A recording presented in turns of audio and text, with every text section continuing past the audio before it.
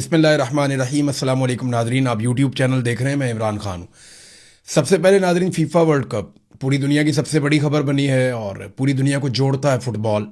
Specially Europe में, gulf countries में, Africa में, अमेरिका में, लैटिन अमेरिका में, कनाडा में, पूरी दुनिया में लोग बहुत फुटबॉल के साथ तो लोग बहुत जुड़े हुए हैं।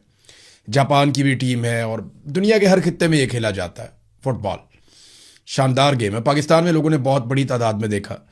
तो फुटबॉल की दुनिया में 4 साल के बाद जो वर्ल्ड कप हुआ उसका चैंपियन अब स्पेन है। हालांकि ऐसा लग रहा था कि रेफरी भी साथ खेल रहे हैं मिलकर अर्जेंटीना के, और इससे पहले जैसे मिस्र को बाहर किया गया, कुछ और टीमों ने भी एतराज़ किया, लेकिन फाइनल में कमाल कर दिया और डिफेंस बड़ा शानदार था स्पेन का। फुटबॉल के बारे में आप लोग ज़्यादा लोग उसकी टेक्निकलिटीज़ को नहीं जानते तो उसमें जाते भी नहीं हैं, लेकिन इस फुटबॉल में 2-3 चीज़ें बड़ी इंपॉर्टेंट थी। एक तो इसराइल का जो वज़ीर आज़म है नेतन्याहू, वो और डोनाल्ड ट्रंप ये सपोर्ट कर रहे थे मेसी की टीम को, और स्पेन आपको पता है कि वो फ़लस्तीन के लिए आवाज़ उठाता है बार बार। तो जितने मुसलमान ममालिक हैं उनकी ऑटोमेटिकली सपोर्ट स्पेन के साथ चली गई थी। पाकिस्तान में लगभग सारे पाकिस्तानी स्पेन को सपोर्ट कर रहे थे। यहाँ बरतानिया में इंग्लैंड की टीम को लोग सपोर्ट करते थे। 2 टीमों को बहुत सपोर्ट मिल रही थी पहले, एक इंग्लैंड की टीम को और एक सपोर्ट मिल रही थी नॉर्वे की टीम को। लेकिन उसके बाद जब दोनों टीमें बाहर हो गई तो सारी सपोर्ट चली गई स्पेन के साथ। तो स्पेन के जीतने की खुशियां पूरी दुनिया में मनाई गई हैं। ख़ास तौर पे वो जो एक प्लेयर है वहाँ पे मुसलमान है, वो लड़का लामीन यमाल, उसके बारे में बड़ी कहानियां हैं कि वो छोटी उम्र का लड़का है, बड़ी जिम्मेदारी उसने उठाई है और अपनी टीम के लिए बड़ा परफॉर्म किया उसने। उसका एक छोटा सा भाई भी है, वो घूमता रहता है वहाँ ग्राउंड के अंदर, छोटा सा है वो, खुद लड़का बहुत यंग है अभी। तो स्पेन को मुबारकबाद, और पाकिस्तानियों ने पूरा सपोर्ट किया स्पेन को। उसकी वजह मैं आपको बताता हूँ, क्योंकि पाकिस्तानियों को लगता था कि मैसी और उसकी टीम जो है वो इसराइल की सपोर्ट है उनको। तो आप देख लें, इसराइल की मुखालफत में पाकिस्तानी किसी को भी सपोर्ट करते हैं, और फ़लस्तीन की हमायत क्योंकि करता है स्पेन, तो इसलिए पाकिस्तानी उसके साथ अपनी सपोर्ट लेकर गए। पाकिस्तानियों ने ऐसे सेलिब्रेट किया, इस्लामाबाद में एक बड़ी स्क्रीन लगी हुई थी, जैसे अपनी टीम को कोई पुश कर रहा होता है, अपनी टीम को कोई बकअप कर रहा होता है कि ठीक है हम आपके साथ हैं, आप हम सपोर्ट दे रहे हैं। तो लोग दुआएं भी मांग रहे थे स्पेन के लिए। तो बड़ा सख्त मुकाबला था। एक्स्ट्रा टाइम में जाके स्पेन ने एक गोल किया और फिर स्पेन ये मैच जीत गया। अब ये पाकिस्तानी हुक्मरानों के लिए एक बात सीखने की है इसमें कि आप कुछ भी ऐसा करेंगे ना जिसमें इसराइल की थोड़ी सी भी सपोर्ट या हमायत हो जाएगी, तो ये आपको इसकी कीमत चुकानी पड़ेगी। आप देखें, हालांकि मैसी बहुत बड़ा प्लेयर है, लेकिन सारे सपोर्ट नहीं कर रहे उसको पाकिस्तान में। उसकी वजह क्या है? वजह यही है कि उसको सपोर्ट कहीं और से मिल रही है।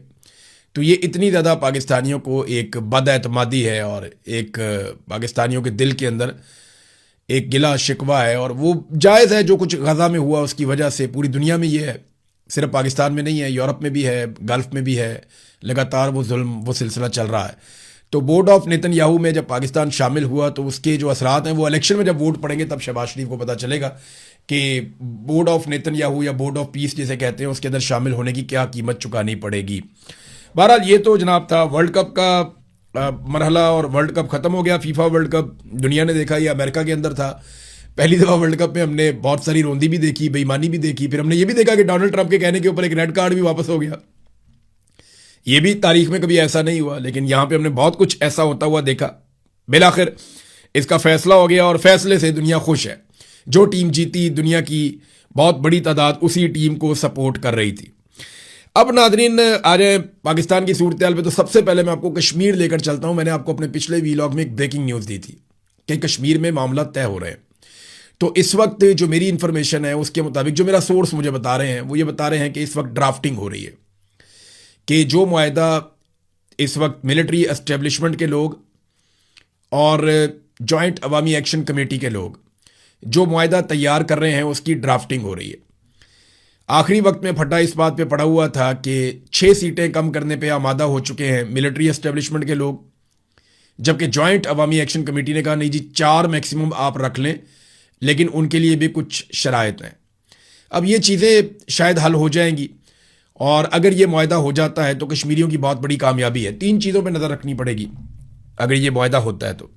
नंबर 1, इलेक्शन की तारीख कहाँ तक जाती है, और जॉइंट अवामी एक्शन कमेटी अपने जो हमायत याफ्ता उम्मीदवार हैं उनको मैदान में उतारती है या नहीं उतारती, क्योंकि बहुत सारे जॉइंट अवामी एक्शन कमेटी के लोग हैं जो उनके बड़े वफादार हैं और कश्मीरियों के लिए उन्होंने बड़ी कोशिश की, बड़ी जिद्दोजहद की है। उन लोगों ने कागजात नामजदगी जमा भी करवाए हैं, उनके कागजात नामजदगी जो है मंजूर भी हो गए।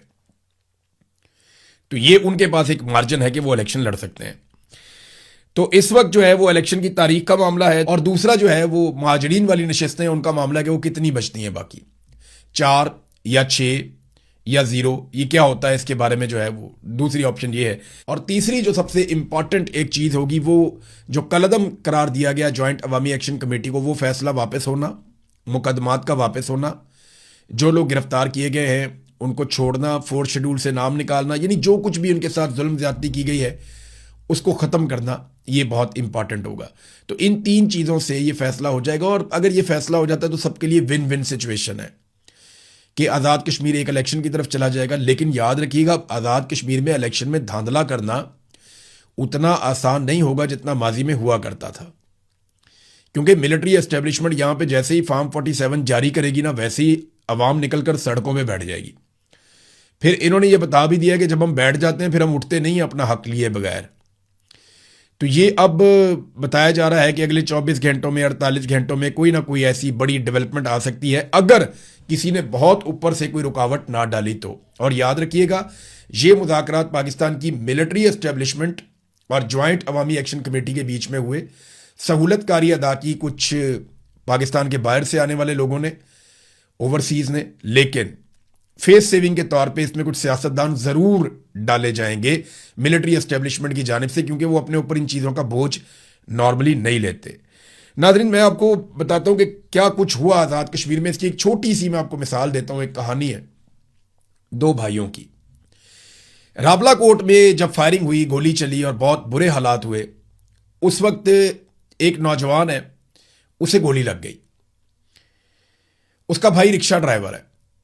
मुझे इन दोनों का नाम भी पता है, ज़्यादा मैं डिटेल में जाऊंगा तो प्रॉब्लम भी हो जाती है, लेकिन मैं आपको बात बता देता हूं कि एक्चुअली हुआ क्या। और वो बेचारे अभी भी वहां रावलपिंडी में बंद हैं, अडयाला जेल में। एक नौजवान है, उसे गोली लग गई और गोली उसकी बॉडी को क्रॉस कर गई, धड़ पे उसकी गोली लगी और गोली क्रॉस कर गई। तो उन्होंने कहा जी इसको फौरी तौर पे आप यहां से शिफ्ट करें किसी बड़े अस्पताल में। तो आज़ाद कश्मीर से उसका भाई उसको लेकर यहां इस्लामाबाद रावलपिंडी में आ गया और एक सरकारी अस्पताल के अंदर उसका इलाज शुरू करवाया। वहां पे जनाबे अली पुलिस आती है और आकर उन दोनों भाइयों को गिरफ्तार कर देती है। एक भाई जख्मी है, दूसरा भाई जो रिक्शा ड्राइवर है वो अपने भाई के साथ आया और उसका कोई ताल्लुक नहीं किसी चीज से। दोनों को गिरफ्तार कर लिया गया। 17-18 दिन हो गए हैं। एक भाई जो है वो जेल के अंदर बंद है और उसको शनाख्त परेड में डाला गया कि जनाब शनाख्त परेड हम करेंगे तो हमें पता चलेगा कि तुम किस जुर्म में मुलव्वस हो। जब 17 दिन के बाद उसकी शनाख्त परेड करवाई गई तो पता चला उसको डाल दिया 26 नवंबर 2024 के मुकदमे में। ना उसका कोई ताल्लुक, ना वो कभी उस दिन इस्लामाबाद आया, वो आज़ाद कश्मीर का रहने वाला। उसको उठाकर 2 साल पुराने एक मुकदमे के अंदर डाल दिया। 1.5-2 साल हो गए हैं। उस मुकदमे में उसको डाल दिया एक भाई को, और दूसरा भाई अभी भी जेल में कैद है और अस्पताल में उसका इलाज हो रहा है। ये इस लेवल का जुल्म पाकिस्तान के अंदर किया गया कश्मीरियों के साथ। वो बेचारे इलाज करवाने के लिए आए थे, उन्हें गोली मारी थी, सरकारी गोली लगी हुई थी। तो अब जब तक वो जरा सेट नहीं हो जाते तब तक उनके ऊपर दबाव डाला जाएगा। इस मुकदमे के अंदर उन्हें दबा के इस बात पे कायल किया जाएगा कि किसी भी सूरत में तुमने हमारे खिलाफ कोई स्टेटमेंट नहीं देना, कोई बयान नहीं देना, लिहाजा चुप करके वापस जाओ। और अब दोनों भाइयों की गिरफ्तारी डाली हुई है। एक को उठा के 26 नवंबर 2024 के मुकदमे में डाल दिया है और उसकी शनाख्त परेड भी करवा दी है, और दूसरा जो है उसके बारे में अभी कोई इंफॉर्मेशन नहीं है, लेकिन वो उसको गोली लगी हुई है, वो जख्मी है। ये नाजरीन ये एक कहानी है सिर्फ। तो ऐसी बहुत सारी कहानियां हैं जो आपको वहां सुनने को मिलती हैं। नाजरीन, मौलाना और ताहिर अशरफी, इन दोनों ने एक दूसरे के कपड़े उतारने के चक्कर में एस्टेब्लिशमेंट को नंगा कर दिया। पहले आप देखिए, इन्होंने एक पोल खोला एक दूसरे का। जरा ये पोल आप सुने, आपको बड़ी हैरत होगी। और मैं आपको एक ऐसा पहलू और एक ऐसी चीज बताऊंगा कि आप सर पकड़ के बैठ जाएंगे कि ये मौलवी हमें बेवकूफ समझते हैं। पहले आप सुने कि मौलाना फजलुर रहमान ने जो वकला का कन्वेंशन है उसमें खड़े होकर ताहिर अशरफी के बारे में क्या कहा, ये जरा आप सुनिए। और एक मौलवी साहब अगले दिन रात को एक खाने पर मेरे साथ बैठा है, मुझे मुबारकबाद भी दे रहा है जलसे की,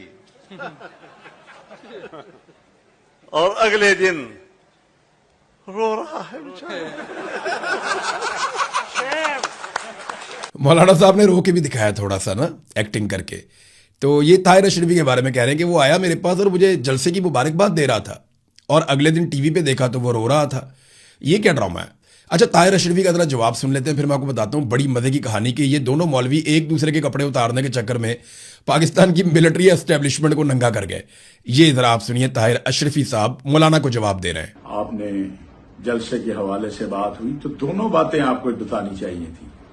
जहां मैंने आपसे ये कहा कि बहुत अच्छा जलसा आपने किया, वहां मैंने आपसे ये कहा कि कुछ जुमले, कुछ चीजें आपने सख्त कही। वो कहते हैं जी मैंने आपके जलसे की तारीफ जरूर की थी, लेकिन मैंने आपको बता दिया था कि कुछ चीजें और कुछ जुमले आपने सख्त कहे हैं। ये उन्होंने एतराज वहां पे फजलुर रहमान साहब के मुंह पे कर दिया था। अब मेरा एक सादा सा आपसे सवाल है, आपका कोई जानने वाला है, आप उसके अंदर कोई बुराई देखते हैं और आप उसे वहां पे बताते हैं कि जनाब ये तो चीज आपकी बहुत अच्छी, कपड़े आपने बहुत अच्छे पहने लेकिन खाना आपने ठीक तरीके से नहीं खाया, या फलानी चीज तो आपने बहुत अच्छी की है लेकिन ये वाला काम आपने गलत किया है। तो आपने अपने दोस्त को, अपने जानने वालों को, या जिसके साथ आपका अच्छा ताल्लुक है, आपने उसको बता दिया कि जनाब ये चीज मुझे लगा कि आपकी ठीक होनी चाहिए थी, ये चीज आपकी बहुत अच्छी थी, ये चीज आपकी बुरी थी। इतना ही करेंगे ना आप, या उसके बाद आप जाएंगे और जाकर टीवी चैनल के ऊपर बैठ के आप एक प्रेस कॉन्फ्रेंस करेंगे और उसमें रोना शुरू हो जाएंगे कि जनाब वो आपने बहुत बुरा किया। जब आप मौलाना फजलुर रहमान साहब से मिले और आपने उन्हें बता दिया कि ये चीज आपने ठीक नहीं की, तो उसके बाद फिर आपको टीवी पे बैठ के आप किसको साबित कर रहे थे कि जनाब मैं आपका वफादार हूं, जनाब मैं आपका पालतू हूं, जैसे आप कहेंगे मैं वैसे ही करूंगा, जैसे आपने मुझे पाला पोसा बड़ा किया तो मैं आपकी खिदमत के लिए हाजिर हूं। और आप उसी मौलाना जिसके साथ आप बैठ के आए, जिसको आप तारीफ करके आए, जिसको आपने आपके बकौल आपने कहा भी कि सख्त आपने कुछ बातें की हैं, तो वो आप आगे प्रेस कॉन्फ्रेंस में आप बताएंगे। यानी आपका एक दोस्त है, आप उसे मिलते हैं, उसे कहते हैं यार अपनी ये चीज ठीक कर ले, तो ये आप दो दोस्तों की बात है ना। फिर आप जाते हैं प्रेस कॉन्फ्रेंस करके, वहां पे भी वो बात आप करते हैं, तो इसका मतलब है आपका मोटिव कुछ और है। अब इन दोनों ने एक दूसरे के कपड़े कैसे उतारे? फजलुर रहमान साहब ने ताहिर अशरफी साहब को कहा कि आप तो मेरे पास आए थे, मेरी तारीफें कर रहे थे, फिर उधर चले गए। ताहिर अशरफी ने आगे से कहा मैं वो भी बताऊं, वो जो आप मुझे कह रहे थे किसी को पैगाम भेजना है। अंदाजा करें, ये मौलाना साहब को कह रहे हैं कि जब रजीम चेंज ऑपरेशन हो रहा था, जब इमरान खान की हुकूमत गिराई जा रही थी, तो उस वक्त तो आपको ये फौज बहुत अच्छी लग रही थी। तो ताहिर अशरफी ने यह बात कंफर्म कर दी कि रजीम चेंज ऑपरेशन जब हुआ, जब इमरान खान की हुकूमत गिराई गई, तो वो फौज गिरा रही थी, इसीलिए फजलुर रहमान को उस वक्त फौज अच्छी लग रही थी। और आज फौज फजलुर रहमान को अच्छी नहीं लग रही, और फजलुर रहमान ताहिर अशरफी के जरिए से फौज को कोई पैगाम भी भेजना चाहते हैं। और इलेक्शन से 3 दिन पहले भी फजलुर रहमान ने कुछ ऐसा किया जो ताहिर अशरफी को पता है। यानी अब हुआ ये कि फजलुर रहमान को गंदा करने के चक्कर में ताहिर अशरफी ने अपने मालिकों के कपड़े उतार दिए, उनके बारे में बता दिया जनाब कि उनके ये हालात हैं, और फौज जो है वो सियासत में कितनी मुदाखलत करती है।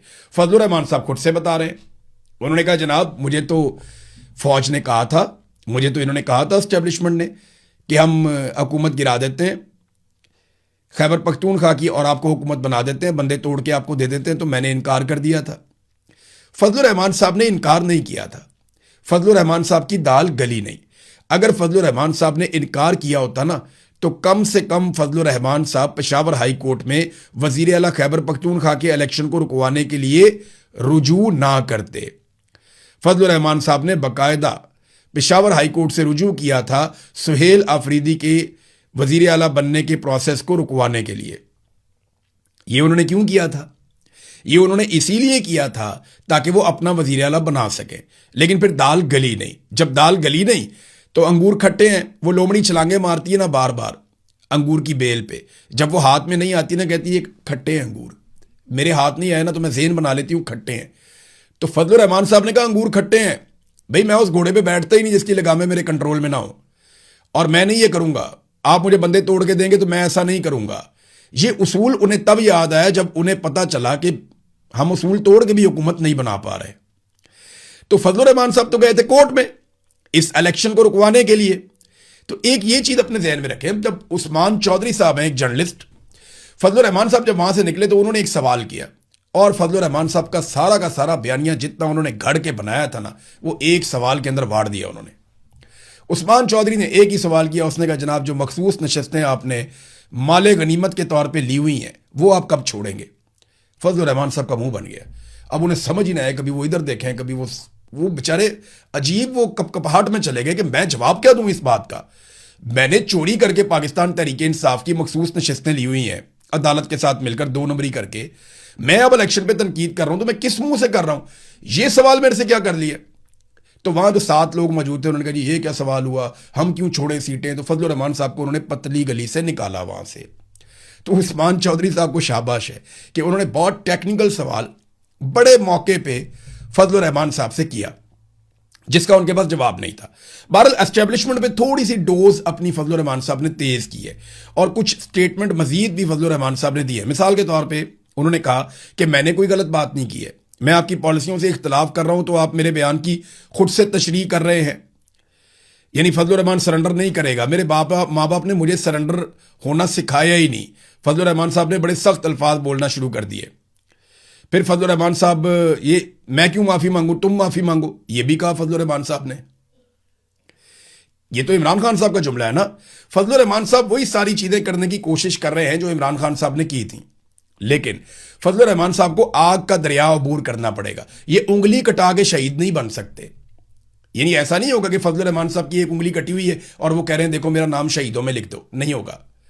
वो पीटीआई ने बहुत मार खाई है। फजलुर रहमान साहब को अपना पूरा खानदान जेलों में भरवाना पड़ेगा, अपने घरों की जो खवातीन हैं उन तक को जेलों के अंदर भरवाना पड़ेगा, अपने जो पूरी पार्टी है उसको कलदम करवाना पड़ेगा, अपने हज़ारों कारकुनों को जेलों में भरवाना पड़ेगा, बहुत सारे कारकुनों का खुदा न खास्ता कत्ल हो जाएगा और फिर इनकी पार्टी का इंतखाबी निशान भी ले लिया जाएगा, जबरी तौर पर गुमशुदा किया जाएगा इनकी पार्टी के बहुत सारे लोगों को, फजलुर रहमान साहब को और इन सब लोगों को टॉर्चर किया जाएगा, फजलुर रहमान साहब पे गोलियां चलेंगी, उसके बाद इनकी टूटी हुई टांग का मजाक उड़ाया जाए और फिर इनके भाइयों को भी निशाने इबरत बनाया जाए, इनके ऊपर 300 मुकदमा चोरी डकैती समेत हर चीज के डाल दिए जाएंगे और उसके बाद इनके लोगों से जबरदस्ती प्रेस कॉन्फ्रेंसेस भी करवाई जाए। ये सारा कुछ करने के बाद फिर चादर और चार दीवारी के तकद्दुस को पामाल करने का एक सिलसिला शुरू किया जाए और जुल्म के पहाड़ तोड़े जाएं, खवातीन के ऊपर भी मर्द हजरात के ऊपर भी।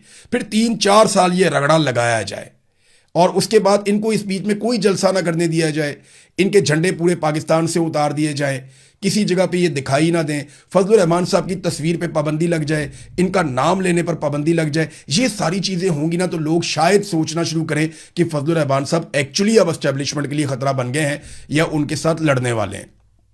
इससे पहले तो लोग ये नहीं सोचते, लोग यही सोच रहे हैं, यही समझ रहे हैं कि नूरा कुश्ती है, इसके अंदर कोई हकीकत नहीं है। देखें ना अभी तक फजलुर रहमान साहब को जो नोटिस आना था वो कहां है? इमरान खान की बहन को तो नोटिस आ गया, फजलुर रहमान को अभी तक नोटिस क्यों नहीं आया? सवाल ये है। फिर फजलुर रहमान साहब ने दोबारा से कुछ चीजें उठाई। उन्होंने कहा जी कारगिल के शोहदा, आप कहते हैं मैंने शोहदा का मजाक उड़ाया या उनकी तौहीन की है। कारगिल के शोहदा की लाशें आप नहीं उठा रहे थे, सैकड़ों लाशें वहां पे पड़ी हुई थी, आप उठा नहीं रहे थे। इंडिया ने खुद आपको कहा कि कर्नल शेर की आप लाश लेकर चले जाएं, मैयत वहां पे दफनाएं पाकिस्तान में। फिर उन्होंने वहां पे अमानतन आपके फौजी दफनाए जिनकी तादाद सैकड़ों में है, ये फजलुर रहमान ने कहा। फिर लश्कर बनाने की उन्होंने मुखालफत की। जब हमारी सूबाई हुकूमत कहती है कि हम पुलिस के जरिए कर सकते हैं, हमारी इस्तेदाद में इजाफा किया जाए, तो आप मेरे लोगों को क्यों कहते हैं कि वो बंदूकें उठा के आपस में लड़ें या वो लश्कर बनाएं और बन के मुकाबला करें और जाकर लड़ें? ये तो सरकार का काम है। फिर उन्होंने कहा ये हुकूमत चोरी करने का मुझे मशवरा दिया, तो ये भी बताएं ना कि वो कौन सा फौजी ऑफिसर था जो मौलाना फजलुर रहमान के पास आया और उसने आकर कहा कि फजलुर रहमान साहब हम खैबर पख्तूनख्वा की हुकूमत चोरी करके आपको दे देते हैं, बंदे तोड़ के आपको दे देते हैं। फजलुर रहमान साहब उसका नाम लें, उसके ऊपर आर्टिकल 6 लगना चाहिए। वो अपने हलफ की खिलाफ वर्जी कर रहा है, वो आइन और कानून के खिलाफ जा रहा है, उस ऑफिसर का नाम फजलुर रहमान साहब को बताना चाहिए। फिर उन्होंने कहा माफी तुम मांगो, मैं क्यों मांगू माफी? और वो महकमा उसके अंदर जो लोग बैठे हुए पूरा डिपार्टमेंट जो मेरे खिलाफ प्रोपेगेंडा कर रहे हैं वो माफी मांगे।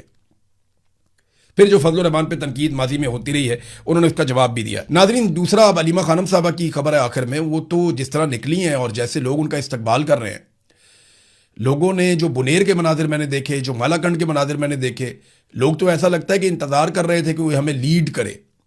बड़ी तादाद में लोग निकलकर सड़कों पे आए और अभी कोई अनाउंसमेंट नहीं है, अभी कोई अगला मरहला नहीं आया, लेकिन बड़ी तादाद में लोग निकले इमरान खान की बहन के लिए और इमरान खान के लिए कि हम इमरान खान को आज़ाद देखना चाहते हैं। अब अलीमा खानम ने कहा कि अब हम अडियाला की तरफ जाएंगे, डी चौक नहीं जाएंगे। दूसरा, उन्होंने ये कहा कि अगर हमें नहीं जाने देंगे तो हम पूरा खैबर पख्तूनख्वा बंद कर देंगे। और मैं आपको सीरियसली बताऊं, कश्मीर में कश्मीरियों ने जो नथ डाली है ना मिलिट्री एस्टेब्लिशमेंट को, वो उन्होंने ताकत का मुकाबला ताकत से किया है। ताकत जो है ना, ये लॉजिक को नहीं समझती। जब आप अवामी ताकत लेकर आएंगे तब इन्हें समझ आएगी कि अवामी ताकत का इनका मुकाबला अब करना है। तो ताकत को आप ताकत से कंट्रोल कर सकते हो और अवामी ताकत से बड़ी ताकत कोई और होती नहीं है।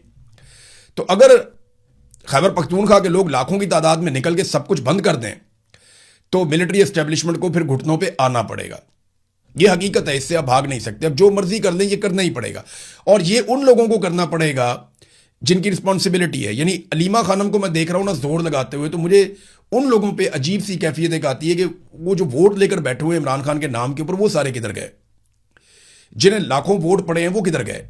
जो वजारतों में है वो किधर गए? जिन्हें गाड़ियां मिली हुई हैं, जो कमेटियों में बैठे हुए वो किधर गए? जो प्रोटोकॉल्स ले रहे हैं वो किधर गए? वो लोग नजर नहीं आ रहे। लेकिन इमरान खान की बहन, जिसने कल को कुछ भी नहीं बनना, कोई पॉलिटिकल सीट उसकी नहीं होगी, लेकिन वो पूरा जोर लगा रही हैं। तो बड़ा शानदार तरीके से वो तहरीक को आगे बढ़ा रही हैं। कुछ लोगों ने काम शुरू कर दिया है, जैसे कि इकबाल अफरीदी साहब हैं, वो बहुत जोर लगा रहे हैं। खुर्रम ज़ीशान साहब हैं, वो बहुत जोर लगा रहे हैं। कुछ और लोग अपने तौर पे अपनी अपनी जगह पे कोशिशें कर रहे हैं कि नौजवानों को इकट्ठा किया जाए और तंजीम को इतना तगड़ा किया जाए और पूरी एक तहरीक खड़ी की जाए स्ट्रीट मूवमेंट के लिए। वो अपने तौर पे कोशिशें कर रहे हैं। लेकिन अगर सुहेल अफरीदी और जुनैद अकबर साहब ये लोग ज़्यादा जोर लगाएं तो ये जल्दी काम हो जाएगा और खैबर पख्तूनख्वा की इसमें रिस्पॉन्सिबिलिटी ज़्यादा होगी। नाज़रीन, अब तक के लिए इतने, अपना ख्याल रखिएगा, अपने इस चैनल का भी। अल्लाह हाफ़िज़।